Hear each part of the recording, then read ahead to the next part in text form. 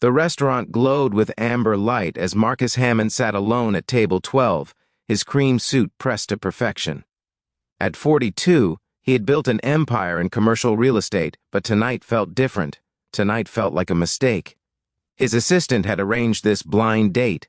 Someone respectable, she had promised. Someone worthy of his time. He checked his watch again. Across town, Emma Walsh was having the worst day of her 58 years. The family she worked for had just let her go.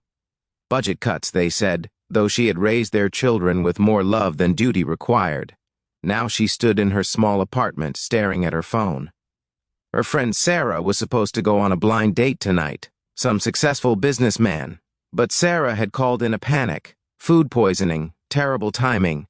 "Emma, please," Sarah had begged. "Just go and apologize for me. Tell him I'm sick. He's at the riverside. I can't just leave him waiting." Emma looked at her worn cardigan and comfortable shoes. She was a nanny, not the type of woman who went to fancy restaurants. But Sarah sounded desperate, and Emma had never been good at saying no to friends in need. The riverside restaurant hummed with quiet conversations and clinking glasses. Emma felt every eye on her as she walked through the door in her simple navy dress, the nicest thing she owned. Her gray-streaked blonde hair was pulled back neatly, her face bare of makeup except for a touch of lipstick. She spotted him immediately, the man in the cream suit, sitting with the posture of someone who commanded boardrooms. Her heart sank. This was clearly a man from a different world. Marcus looked up as she approached. His expression shifted from expectation to confusion. "I'm so sorry to bother you," Emma began, her voice soft but steady. "I'm Emma Walsh. I'm here on behalf of Sarah Morrison. She's terribly ill and asked me to come explain in person." She didn't want to simply not show up. Marcus studied her face. There was something in her eyes. Kindness, perhaps, or honesty. In his world, both were rare. "That's considerate," he said slowly. "More considerate than necessary, actually. You came all this way just to deliver a message?" Emma nodded. "Sarah's a good friend. She felt awful about it." "Well, you're here now," Marcus said, surprising himself. "Would you sit, just for a moment? I've already ordered wine." Emma hesitated. Every instinct told her to decline, to leave this man to his evening. But something in his voice wasn't commanding or entitled. It was lonely. She sat. "I'm Marcus," he said, pouring her a glass. "And I'll be honest, blind dates aren't really my strength. My assistant set this up. Said I work too much." Emma smiled slightly. "Sarah said the same about me, though I suppose working too much means different things for different people." "What do you do?" Marcus asked. "I'm a nanny," Emma said, then caught herself. "I was a nanny. As of this morning, I'm unemployed." She hadn't meant to say that, but something about this stranger made honesty feel safe. Marcus set down his glass. "I'm sorry, that must be difficult."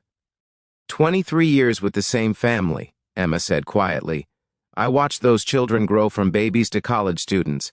I taught them to tie their shoes and to be kind to others. I thought I would retire with them.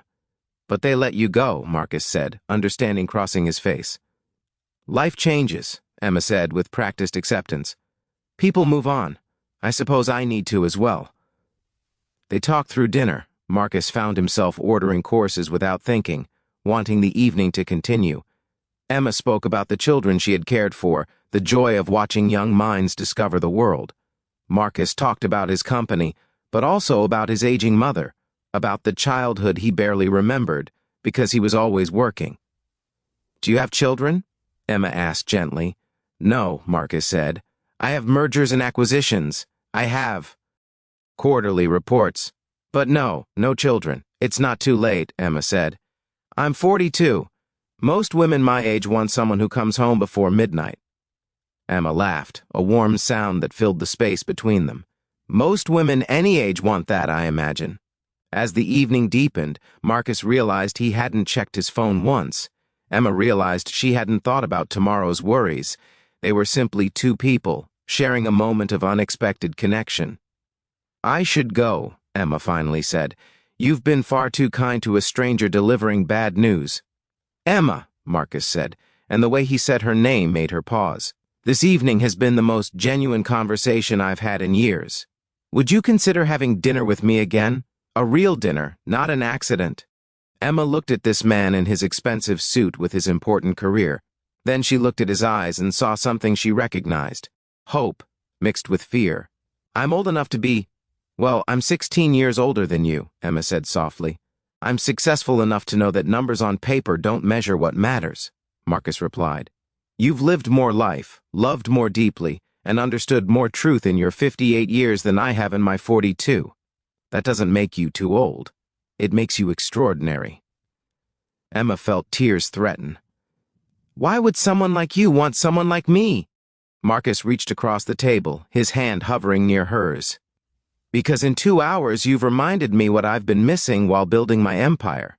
You've reminded me that success means nothing if you have no one to share it with. You've reminded me how to feel." Emma placed her hand in his. "Yes," she whispered, "I would like that very much." Marcus smiled, really smiled, for the first time in years. "Then I'll pick you up tomorrow. We'll take it slow. We'll take it real." As they walked out together, the evening air cool and promising, neither noticed the woman watching from across the street. Sarah, feeling much better, had come to apologize in person. She stood there, stunned, watching her friend and the blind date walk side by side, talking like old souls who had finally found each other. Sometimes the wrong person shows up at exactly the right time. Sometimes what looks like an ending is actually a beginning. And sometimes love doesn't arrive when you're looking for it, but when you're brave enough to be yourself. Marcus and Emma had both stopped pretending they had all the answers. And in that honesty, they found something neither expected. A second chance. If this story touched your heart, please like, share, and subscribe for more stories of unexpected connections and second chances. Leave a comment telling us about a time when something unexpected turned into something beautiful. Your story might inspire our next tale.